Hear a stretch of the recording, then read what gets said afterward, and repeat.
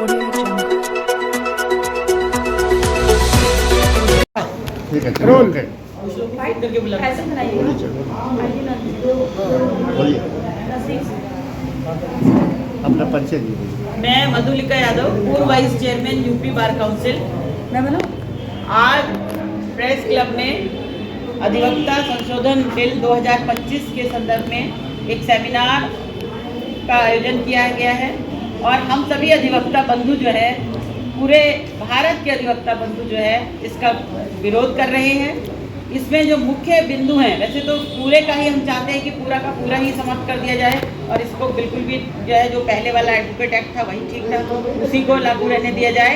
लेकिन जो मेन बिंदु हैं जिन पे विशेष विरोध है, उसमें हमारा 4-5 मुद्दे मेन हैं।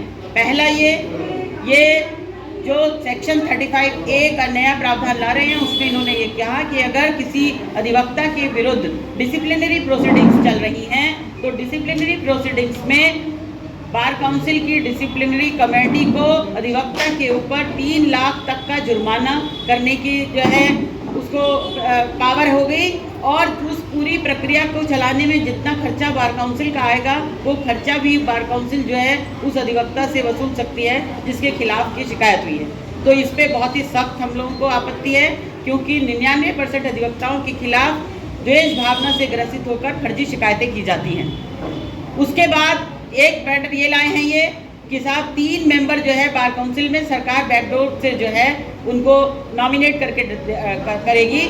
ये बिल्कुल गलत है। जिस तरीके से इन्होंने लेटरल एंट्री से IAS का जो बारे में किया गया है इनके द्वारा, उसी तरीके से ये सरकार जो है अधिवक्ताओं को का जो एक अधिकार मिला हुआ है कि वो वोट दे करके अपने मेंबर्स को चुने, उसका हनन है ये, और ये बिल्कुल भी बर्दाश्त नहीं किया जाएगा। बार काउंसिल के मेंबर्स जो हैं वो अधिवक्ताओं के द्वारा ही चुन करके आने चाहिए।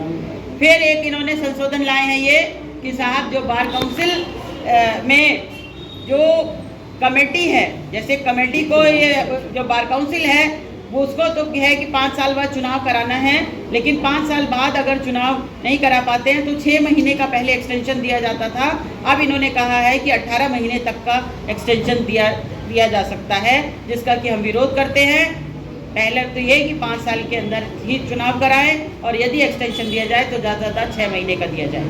एक और संशोधन लाए हैं कि अगर बार काउंसिल ऑफ इंडिया की जो कमेटी आकर के बैठेगी, अगर बार काउंसिल अपने कार्यकाल में अपना समय पे चुनाव नहीं करवा पाई तो उस कमेटी को इन्होंने अनलिमिटेड टाइम दे दिया है।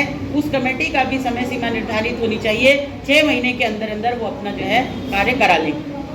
इसके बाद एक इन्होंने ये लाए हैं कि साहब फॉरेन लॉयर्स और फॉरेन फर्म्स को भी जो है यहाँ पर जो है एंट्री दे दी जाएगी। इसका भी हम लोग जो है बहुत कड़ा विरोध करते हैं। और इसमें जो सबसे जो मेन जो नाराजगी है वो है अभिव्यक्ति की स्वतंत्रता पर कुठाराघात।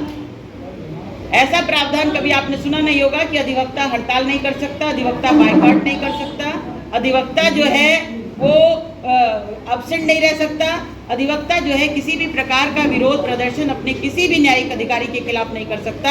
इस तरीके का जो ये है, ये बिल्कुल इसका समझिए कि हम लोग विरोध करते हैं और पूरे भारत के अधिवक्ता ये प्रण ले चुके हैं कि चाहे कुछ भी हो जाए, हम किसी भी कीमत पर जो है इस कानून को लागू नहीं होने देंगे। चाहे हमें इसके लिए जिस भी हद तक जाना पड़े, सरकार में हिम्मत हो तो पूरे भारत के कम से कम 15 लाख अधिवक्ताओं को जेल में भर करके दिखाए। ये हम लोगों का आज जो है प्रण लिया। मधुलिका जी, जिस तरह से आप बिल में संशोधन पहले से उठती रही है, एडवोकेट अमेंडमेंट बिल पर कई बार चर्चाएं हुई, कई बार प्रदर्शन भी हुए, लेकिन जो सरकार है मौजूदा टाइम में, केंद्र में NDA की सरकार और उत्तर प्रदेश में योगी सरकार है, किसी भी रूप में इस पर सुनने को तैयार नहीं है।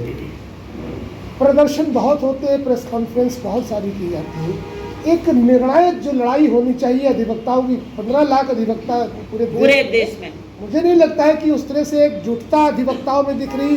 लगभग 50 बार तो होंगे, 35 बार उत्तर प्रदेश में, 75 बार है, और पूरे देश की बात कर ली जाए तो एकजुटता अगर होगी तभी तो सरकार को आप उस तरह से घुटनों पर ला सकते हैं। जिस तरह से प्रेस वार्ताएं होती, प्रदर्शन, मुझे नहीं लगता इस पर कुछ। देखिए ऐसा है, अभी तो सरकार ने 28 फरवरी तक आपत्ति मांगी है हमने आपत्ति तैयार करी है, हम लोग आपत्ति सबके हस्ताक्षरों से भिजवाएंगे, पहला काम। और दूसरा काम मैं आपको बता दें कि दिल्ली में कम से कम 6 दिन से लगातार हड़ताल चल रही है, राजस्थान में हड़ताल चल रही है 6 दिन से, और दक्षिण भारत में लगभग सारे प्रदेशों में हड़ताल चल रही है। उत्तर प्रदेश में भी अब ये कल से परसों से शुरू हो गई है। अब उत्तर प्रदेश में भी आप ये समझिए कि ये जो है अब रुकेगा नहीं। अब ये हर हालत में जो है आप समझिए कि ये बिल वापस होगा, तभी ये जो है सिलसिला खत्म होगा। अभी तक सरकारों ने औरों के साथ पंगा लिया था, वकीलों के साथ पहली बार पंगा लिया है। एकता अभी सर अभी बात पूरी होने दीजिए सर, जब समाप्त हो जाए तब नारा लगाइएगा। ये समझिए भैया, इंदु कश्यप जी आ गए थे, उनको आगे बुला लीजिए।